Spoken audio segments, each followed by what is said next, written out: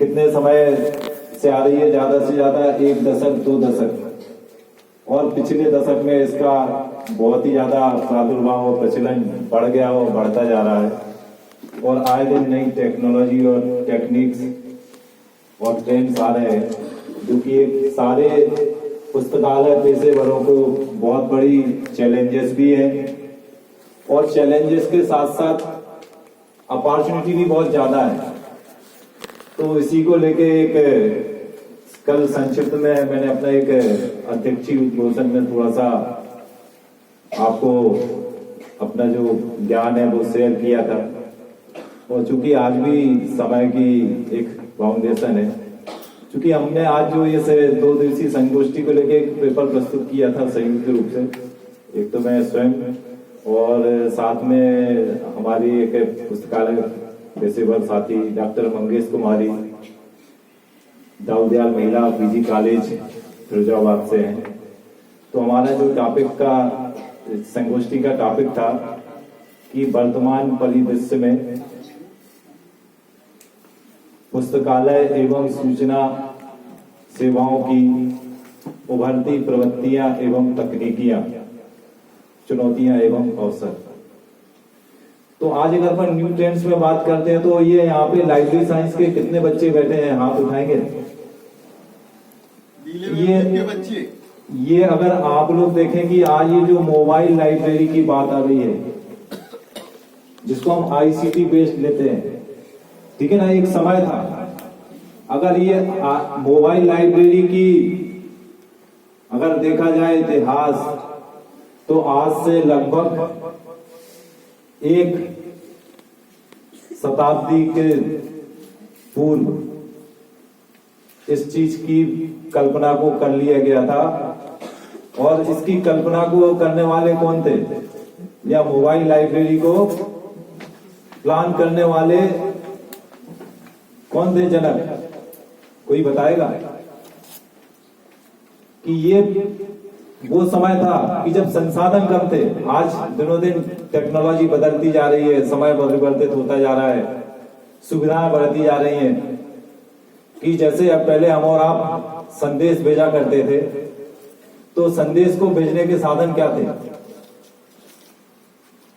आप लोगों को मालूम है, आप लोगों ने फिल्मों में भी देखा होगा, सुना होगा, कबूतर जा जा जा, ठीक है ना, संदेश लेके जाता था। फिर आया आपका टेलीग्राम, अब आपका संदेश जाता है ईमेल से। तो ये जो मोबाइल, इसमें बहुत से न्यू ट्रेंड्स हैं, इमर्जिंग ट्रेंड्स हैं। हम आपको ये जो बता रहे हैं कि ये सोचो कि आज से 1925 में कल्पना की गई थी मोबाइल लाइब्रेरी की, जो अभी विगत कुछ वर्षों से चरम पर है। तो मोबाइल लाइब्रेरी के प्लान को जो प्लान किया था, उनका नाम था कनासका भाई पिल्लई, और इनका पूरा नाम था राव साहेब एसबी कनासका भाई पिल्लई। इन्होंने ये पीडब्ल्यूडी में असिस्टेंट इंजीनियर थे। मुन्नारगढ़ी में थियोसॉफिकल सोसाइटी में 1925 में एक कमेटी का गठन किया गया।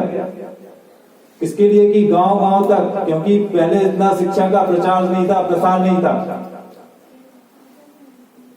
और शिक्षा के साथ साथ पुस्तकें बड़ी दुर्लभ थी। तो ये जो कनासका भाई पिल्लई थे, इन्होंने एक बैलगाड़ी को पुस्तकालय वैन के रूप में डिजाइन किया। 1927 में इन्होंने एक पुस्तकालय वैन तैयार किया, और इसको अमूल मूर्त देने वाले कौन है? हमारे पुस्तकालय विज्ञान के जनक डॉक्टर एसआर रंगनाथन, जिन्होंने मोबाइल लाइब्रेरी की शुरुआत साउथ के मेला सिवल गांव में सर्वप्रथम 21 अक्टूबर 1931 को स्टार्ट की थी। ऐसा नहीं, बच्चे कंफ्यूज हो रहे हैं। मोबाइल लाइब्रेरी, ये जो अपन मोबाइल चला रहे हैं, ये नहीं।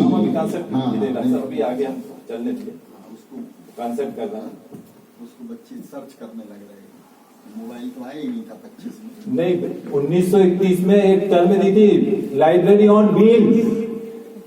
ये टर्म दी गई थी, लाइब्रेरी ऑन व्हील, और मोबाइल लाइब्रेरी इसका मेन कॉन्सेप्ट था। रंगनाथन जी ने जो उसके बाद में फिर उत्पन्न हुआ लाइब्रेरी चिन्ह, ठीक है ना। तो ये भी मोबाइल लाइब्रेरी की आपकी टर्म है, जिसको आप बोलते हैं बुक्स मोबाइल या लाइब्रेरी वैन। अब आप कल्पना करिए कि जब उस समय मोबाइल लाइब्रेरी को शुरुआत किया गया तो उस समय जो संसाधन थे, आज हम लोग कहते हैं कि ये विकसित हो गई कि जो मोबाइल लाइब्रेरी है अब नेटवर्किंग आईसीटी बेस्ड। उस समय 2000 रुपए में 927 बुक्स परचेज करके ये कम से कम स्टार्ट की गई। आप नेट में भी सर्च करेंगे तो जो हमने पढ़ा हुआ ज्ञान है जो हम आपको शेयर कर रहे हैं। अब हम आपको आगे यहां ले चलते हैं कि अब जैसे घर बैठे में बुक चाहिए, न्यू ट्रेंड्स। कल आप लोगों ने काफी कुछ सुना कि इंटरनेट ऑफ थिंग्स, आर्टिफिशियल, ठीक है ना, वर्चुअल रियलिटी, फेसिंग मेकिंग, तो ये सारी चीजों के बारे में आपने सुना। हमने कल छोटा सा आप लोग भी दिखा रहा कि आजकल अब रोबोट भी आने वाला है। तो अब हमें घर बैठे, जैसे भी एक बच्चे ने ये बोला कि अब गांव में समस्या है, पढ़ नहीं सकती। आज तो गाँव में दुनिया के कोने कोने नेटवर्क पहुंच गया है। कोई भी ई संसाधन का उपयोग कर सकता है, ई बुक्स पढ़ सकता है, ई लाइब्रेरी पढ़ सकता है, ठीक है ना। तो आपको अब जैसे अगर घर बैठे भी बुक चाहिए तो आप कैसे अपने यूजर को प्रोवाइड करेंगे, कैसे संतुष्ट करेंगे। आप लोगों ने पढ़ा हुआ है लाइब्रेरी साइंस में सीएएस और SDI services, current awareness service और सेलेक्टिव डेसिमेशन ऑफ इंफॉर्मेशन।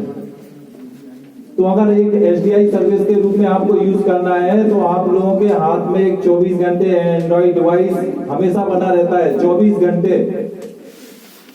अगर आप अपने यूजर को कर सकते हैं तो हमने कल आपको बताया था कि हमारे सामने सबसे बड़ी चुनौतियां क्या है। पुस्तकालयों में घटता बजट, घटता मैन पावर, घटते संसाधन, उसके बीच में हमें अपने यूजर को कैसे यूज करना है।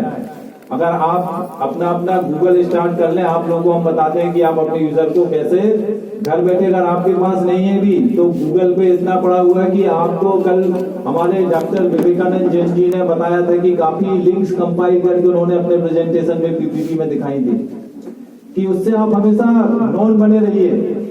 आप अपने यूजर को, नहीं है भी संसाधन, आपके पास बजट नहीं है तो आप बराबर संतुष्ट करते रहेंगे, ठीक है ना। तो आप जाइए गूगल पे खोलिए, हम आपको एक साइट बताते हैं, घर बैठे आपको अगर कहीं से भी बुक चाहिए आपके मेल में बुक्स पहुंच जाएगी। अगर आप यहीं से अगर अप्लाई करेंगे 1 घंटे के अंदर, हम यहाँ खड़े हैं जो हम सर्विस प्रोवाइड कर रहे हैं, हमारे यूनिवर्सिटी के यूजर नहीं, देश भर के कई स्टेट के यूजर घर बैठे ई बुक्स ले रहे हैं। गूगल पे आप खोलिए, डालिए dbrau.ac.in। जब आप इस पे सर्च करेंगे तो उसमें हमारी जिस संस्था में मैं पदस्थ हूँ, डॉक्टर भीमराव अंबेडकर यूनिवर्सिटी आगरा में, तो उसमें आपको एक हमारी यूनिवर्सिटी के वेबसाइट के होम पेज पे आपको एक नीचे आइकॉन मिलेगा ई लर्निंग करके। अगर किसी